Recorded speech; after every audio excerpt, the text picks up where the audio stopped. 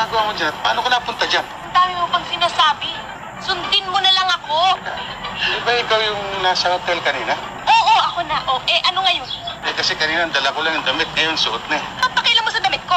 Pari ba? May naghahabol lang sa akin. Tulungan mo lang ako. Miss, buti pa yung bakal lang dyan at umanap pa lang ibang masasakyan. Mayroon nang maipit sa gulo eh. Huwag ka, no? Ha? Hindi, umiiwas lang sa gulo. Huwag ka. Humingi lang naman ako ng tulong, di ba? May naghahabol sa akin. Baka yung wala ka nang dapat alalahanin, nahabol na ng aso. Ang asong pinagsasabi mo.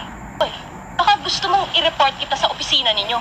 Siguradong tanggal ka sa trabaho mo. Miss, baka hindi mo alam na may karapatan din akong tanggihan ng akong pasahero. Tulad mo, abusada.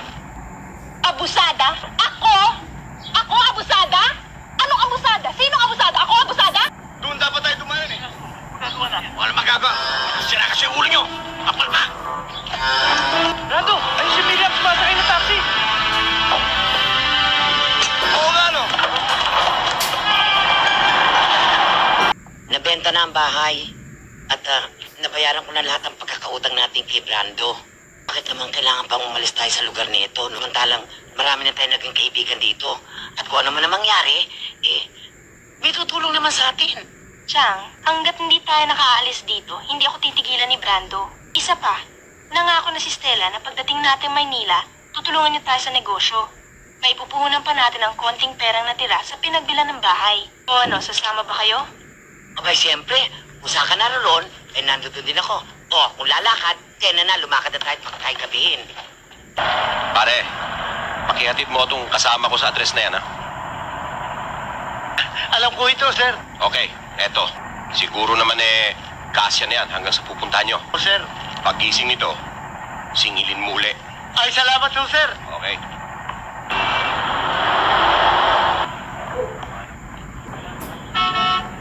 Lola, tama ho ba itong 2028? Aha, doon po ah. Pare, uy, naku! Pare, sobrang lasing ni kabayan. Pare, ito na yung address mo, oh. Pare, gising. Pare, gising ka na. Ito na yung address na ibinigay ng kaibigan mo. Dugo! Naku, Diyos ko, patay na ito eh. Kaya pala po nilari address, patay na ito eh.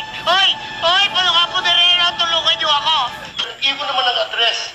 Pagdating doon sa address, kayo pala ayaw bumaba. Patay na. Oo. Kinilabutan ako eh. Kinuha pang karo yung taxi ko eh. Ang napansin ko lang natin, yung naunang bumaba, parang may sulat dito eh. Yung parang ulapihan. At dito, yung malaking singsing na nakapatong sa sungay ng kalabaw. Parang lahi ng satanas. Oo. Na-report mo na ba? Oo eh. Nireport ko baka sumabit ako eh. Buti, dahil baka mapagdudahan ka pa. Tingnan mo, wala naman sa lahi namin yung ano.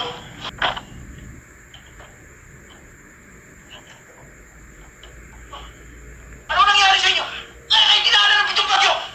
Boss, binugbog kami. Buong barangay eh. Anong pakialam ko sa buong barangay yung pinagsasabi nyo? Dalawang tao lang ang pinakukuha ko sa inyo. Si Miriam at yung tiyahin niyang maskan. Ano ba? Hindi namin akalain. May palang barangay doon. May pagkakaisa. Pagkakaisa? Yung barangay Kamayan lagi. Laban sa mga siraulo. Ano sila ang ulang pinagsasabi nyo, ha? Ano ba kayo sa buhay ko? Ano sila? Oh, ano? Halikan niyo si Miriam. Bunin niyo. Dalhin niyo rito. Balis na lang dumating kami. Dala lahat ang gamit eh. Oh, saan daw pupunta? Hindi ko alam, boss. Sige, bunin niyo. Sige, puntahan niyo. Huwag kayong babalik dito hanggat hindi niyo nakuha si Miriam. Ha?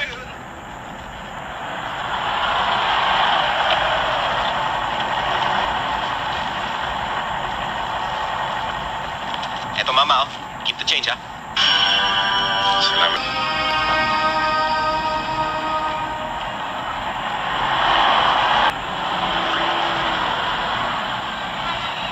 Oh, bakit natin? Teban, naalala mo ba yung nasakay mo na hinatid mo doon sa punerarya? Oo, susantissimo ba? Makakalimutan ko ba yun eh? Mabanggit lang yun eh. Tumatayo na nga yung balahibo ko eh. Tsaka nabanggit mo na may kasama yun na may taturi itong alupian at saka yung singsing na parang may sungay. Yun mismo. Bakit? Nasakay ko, Teban, kanina. Yung mistiso. Oo. Medyo mahaba ang bukat, medyo kulot. Hindi, Teban. Mistiso nga, pero medyo nakakalbo na rito sa harapan eh. Hindi na Ding, mahaba ang buhok nun eh. Hindi, Teban. Nakakalbo na sa harapan eh. Huwag ka na makipagtalo ng Ding. Mahaba ang buhok nun, medyo kulot pa nga eh. Hindi, Teban. Itong nakita ko, nakakalbo na eh. Sus Mario, si mahaba ang buhok nun. Hindi, Teban. Nakakalbo na itong nakita ko eh. Sus, baka Sandali, mga kaibigan. Baka pwede pong makisabat sa pinag-uusapan nyo. Wala ho kaming pakialam kung kalbo man o mahaba ang buhok ng pinag-uusapan nyo. Ang mahaba po yung pag-uusap nyo dalawa eh. Tsaka, mga artista ho kami, meron ho kaming noon time show sa tanghali. Makakal pala ko, sir. Yung nakisakay niya, kalbo. Yung nakisakay ko, makapal ang buhok. Pero iisa ho pala tandaan.